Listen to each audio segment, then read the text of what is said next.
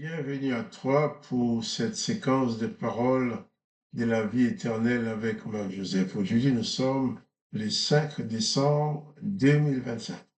5 décembre 2025, qui est encore un jour de grâce que tu as à vivre dans la présence de Jésus-Christ, qui dit, je suis avec toi tous les jours jusqu'à la fin du monde. Si Jésus-Christ est avec toi, j'insiste à te le rappeler.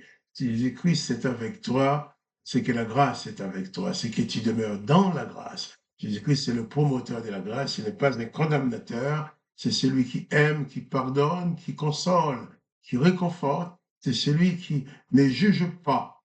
Quand tu t'approches de lui, il ne te demande pas de faire des sacrifices, il ne te demande pas de mériter quoi que ce soit.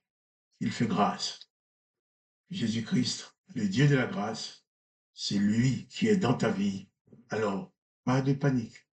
Quelles que soient les circonstances que tu as à vivre, place ta foi en Jésus-Christ et attends-toi à ce qu'il agisse à ton égard et il agira toujours à ta faveur. Nous allons continuer la lecture de l'évangile de Matthieu, chapitre 21. Hier, nous avons lu ces passages où Jésus, entrant dans la ville de Jérusalem, assis sur un ânon, avec ses disciples qui jetaient leurs vêtements, la foule qui jetait leurs vêtements devant Jésus par terre pour que l'anneau qui transporte le maître marche sur le vêtement, parce qu'il voulait honorer le maître, il voulait exprimer leur reconnaissance. Nous avons vu aussi qu'arrivé dans la ville, les gens qui n'étaient pas avec Jésus ne connaissaient pas, ne savaient pas, ne savaient pas ce qui se passait. Alors qu'est-ce qu'ils font? Ils vont demander aux autres, mais qui est celui-ci? La foule répondait, c'est Jésus. À la foule de répondre, c'est Jésus, le prophète de Nazareth en Galilée. Jésus le Sauveur, Jésus notre roi que nous accueillons et que nous demandons de nous sauver en disant Hosanna dans les lieux très hauts. Et nous allons continuer maintenant la lecture. Jésus est arrivé à Jérusalem. Qu'est-ce qu'il va faire? Jésus, au verset 12, Matthieu 21, verset 12. Jésus entra dans le temple de Dieu. Il chassa tous ceux qui vendaient et qui achetaient dans le temple. Il renversa les tables des changeurs et les sièges des vendeurs de pigeons. Et il leur dit, il est écrit, ma maison sera appelée une maison de prière, mais vous en avez fait une caverne de voleurs. Jésus leur dit la vérité. Les gens avaient un temple, le temple de Jérusalem, où les gens devraient adorer leur Dieu. C'était le plus grand marché de la ville. Là où on vendait des bestiaux, on vendait tout. C'est le commerce. C'est le lieu de commerce. C'est l'argent, l'argent, l'argent, l'argent. Les gens vendaient, achetaient.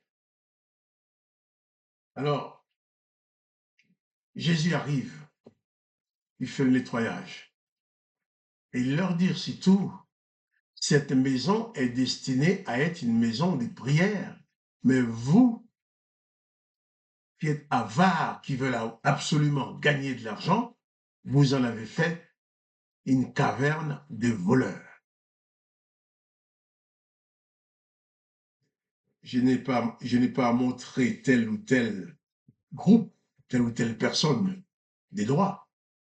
Je dis seulement, quand on regarde aujourd'hui, il y a beaucoup d'endroits qui sont destinés à adorer Dieu, qui sont transformés en cavernes de voleurs. Pourquoi?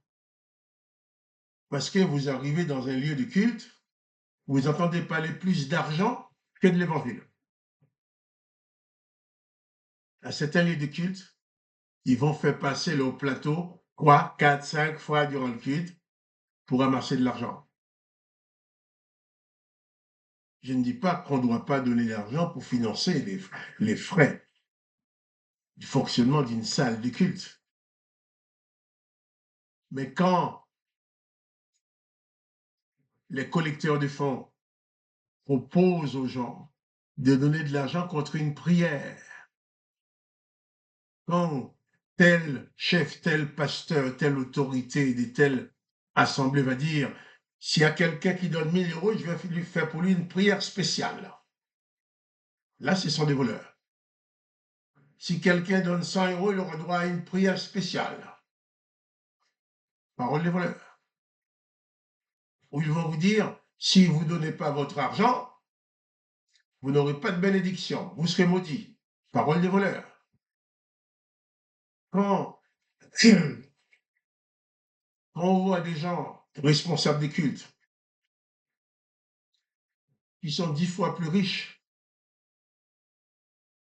que les pauvres gens qui viennent prier, excusez-moi, avec eux dans les salles de réunion, et tandis que ces gens-là, ils ne travaillent pas pour gagner leur vie.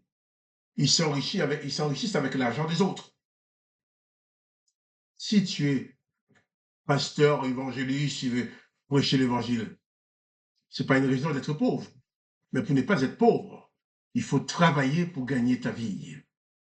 Il ne faut pas racketter les braves gens qui viennent prier avec toi. Tu vas les racketter en disant, si tu donnes pas ton argent, il n'y a pas de bénédiction. Si tu veux qu'on prie pour toi, excusez-moi encore, si tu veux qu'on prie pour toi, il faut donner de l'argent. On a besoin d'argent, celui qui donne tant d'argent aura une prière. Ceux qui ne donnent pas n'aura pas droit à la prière. Donc c'est un commerce. On prend la bénédiction de Dieu, on fait croire aux gens que la bénédiction de Dieu, c'est une marchandise qu'ils doivent acquérir au prix d'argent. Or, Jésus-Christ lui dit, vous avez reçu gratuitement, donné gratuitement. Tu veux prêcher l'évangile? Prêche l'évangile. Mais va travailler comme tout le monde pour gagner ta vie. Au lieu de racketter les pauvres gens qui vont travailler nuit et jour, pour leur dire, bien, s'ils ne leur donnent pas leur argent, s'ils ne te donnent pas leur argent, ils n'auront pas de bénédiction. Si tu es un marchand de bénédiction, tu fais partie des marchands du temple. Et si Jésus était arrivé devant toi, il aurait renversé ta marchandise. Parce que Jésus-Christ n'a rien vendu. Jésus-Christ ne te donne rien à vendre. Il a dit, un lieu qui est destiné à la prière ne doit pas devenir un lieu destiné à récolter de l'argent pour enrichir telle ou telle personne. Et après, une fois que ces gens-là ont fini de racketter les pauvres fidèles pour avoir leur argent, ils vont dire, moi, regardez, j'ai une belle maison, une belle voiture, regarde comme Dieu m'a béni. Ce n'est pas Dieu qui t'a béni, c'est toi qui as volé l'argent des autres. Si quelqu'un veut donner de l'argent pour soutenir ton ministère, laisse les gens donner, mais tu n'as pas à demander. Si tu demandes, ce n'est pas un don qu'on fait. On est obligé de donner de l'argent pour que le pasteur cesse de pleurer. On est obligé de donner de l'argent pour que le pasteur ne prononce pas des malédictions sur toi. Jésus-Christ dit, s'il existe un lieu de prière, ce ne doit pas être un lieu d'exercice pour les collecteurs de fonds, quels que soient les titres qu'ils se donnent.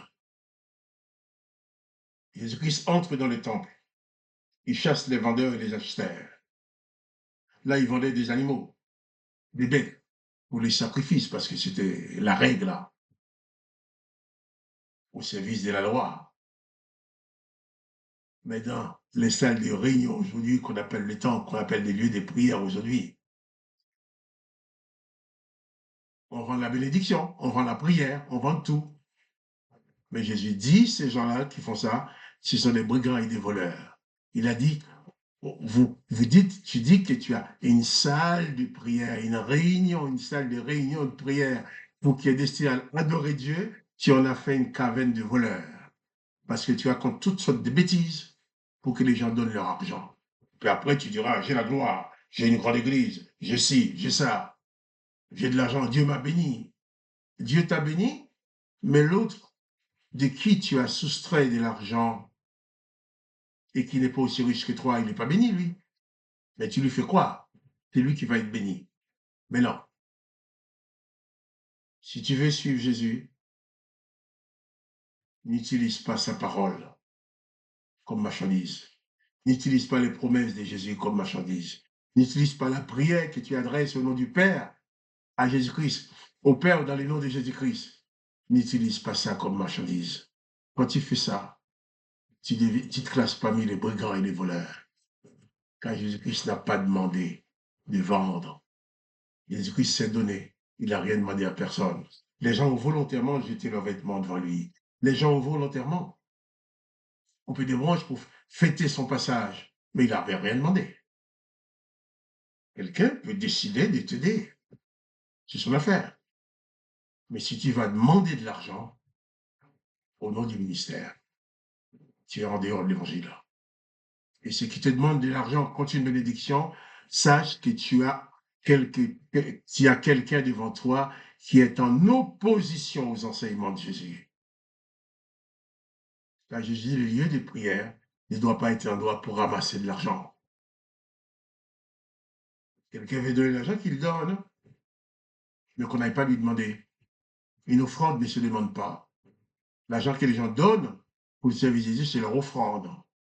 Mais si toi, tu vas tellement pleurer au point qu'ils se sentent obligés de donner, sinon le pasteur va continuer à pleurer et puis va prononcer des paroles de malédiction. Les gens ont peur. Leur faisant croire que c'est l'argent qui donne la bénédiction. Non. La bénédiction de Dieu le Père, c'est la grâce. La grâce, dans la grâce, il n'y a aucune notion de paiement, aucune notion d'argent. Alors, faites attention à ne pas te laisser raqueter par les voleurs et les brigands du temple. Faites attention à ne pas te laisser ruiner par ceux-là qui veulent te vendre la bénédiction. Les marchands de bénédiction sont du diable, ils ne sont pas de Jésus-Christ.